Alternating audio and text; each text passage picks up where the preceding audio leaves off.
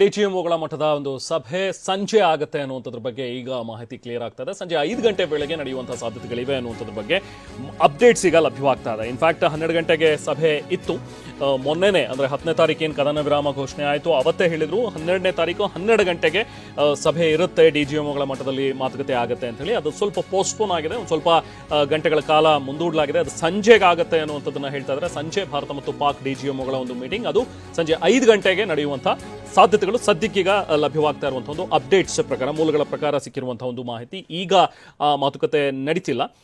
In fact ಆರಂಭದಲ್ಲಿ ಮಾತುಕತೆ ಆರಂಭವಾಗಿದೆ, ನಡೀತಾ ಇದೆ ಮಾತುಕತೆ ಅನ್ನುವಂಥದ್ರ ಬಗ್ಗೆ ಒಂದಷ್ಟು ಡೀಟೇಲ್ಸ್ ಶೇರ್ ಆಗ್ತಾ ಇದ್ದು. ಬಟ್ ಇನ್ಫ್ಯಾಕ್ಟ್ ಅದು ಸಭೆ ಆಗಿಲ್ಲ, ಇನ್ನು ಡಿಜಿಎಂಒಗಳ ಮಟ್ಟದ ಒಂದು ಮಾತುಕತೆ ಸಂಜೆ 5 ಗಂಟೆಗೆ ನಡೆಯುವಂಥ ಸಾಧ್ಯತೆಗಳಿವೆ. ಅದಕ್ಕಿಂತ ಮುಂಚಿತವಾಗಿ ಇಲ್ಲಿ ನರೇಂದ್ರ ಮೋದಿ ಅವರ ನೇತೃತ್ವದಲ್ಲಿ ನಡೀತಾ ಇರುವಂತಹ ಒಂದು ಸಭೆ, ಸೊ ಅದು ಮುಕ್ತಾಯವಾಯಿತು. ಸುಮಾರು ಒಂದೂವರೆ ಗಂಟೆಗಳ ಕಾಲ ಮಾತುಕತೆ ನಡೆದಿದೆ. ಸಪರೇಟ್ ಆಗಿಯೂ ಕೂಡ ನೇವಿ ಆಫೀಸರ್ಸ್ ಜೊತೆಗೆ NSA ಅಜಿತ್ ದೋವಲ್ ಅವರ ಜೊತೆಗೆ ನಡೆದಿರುವಂತಹ ಒಂದಷ್ಟು ಮಾತುಕತೆ. ಇನ್ನು ಇದರ ಬೆನ್ನಲ್ಲೇ ಈಗ ಏನು 32 ಏರ್ಪೋರ್ಟ್ಗಳು ಶಟ್ ಡೌನ್ ಮಾಡಲಾಗಿತ್ತು. ತಾತ್ಕಾಲಿಕವಾಗಿ ಅಲ್ಲಿಂದ ಯಾವುದೋ ಫ್ಲೈಟ್ಗಳು ಹಾರಾಟ ಮಾಡ್ತಿರ್ಲಿಲ್ಲ. ಈಗ ಅದು ಪುನಾರಂಭವಾಗಿದೆ. ಏರ್ಪೋರ್ಟ್ಗಳಲ್ಲಿ ವಿಮಾನ ಸಂಚಾರ ಮತ್ತೆ ಪುನಾರಂಭಗೊಳಿಸಿದ್ದಾರೆ.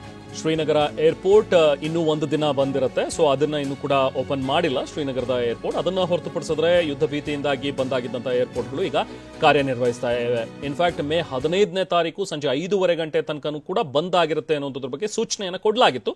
ಆದರೆ ಈಗ ಪರಿಸ್ಥಿತಿ ಎಲ್ಲವೂ ಕೂಡ ತಿಳಿಗೊಂಡಿರೋದ್ರಿಂದಾಗಿ ಕದನ ವಿರಾಮ ಕೂಡ ಆಗಿದೆ. ಸೊ ಹಾಗೆ ಎಲ್ಲೂ ಕೂಡ ಸೀಸ್ ಫೈರ್ ಆಗಿರುವಂಥದ್ದು ಎಲ್ಲೂ ಕೂಡ ನೋಟಿಸ್ ಆಗಿಲ್ಲ, ಆ ಥರದ ಒಂದು ವರದಿ ಯಾವುದು ಕೂಡ ಬಂದಿಲ್ಲ. ಸೊ ಹಾಗಾಗಿ ಈಗೆಲ್ಲವೂ ಕೂಡ ಸೆಟಲ್ ಡೌನ್ ಆಗ್ತಾ ಇದೆ.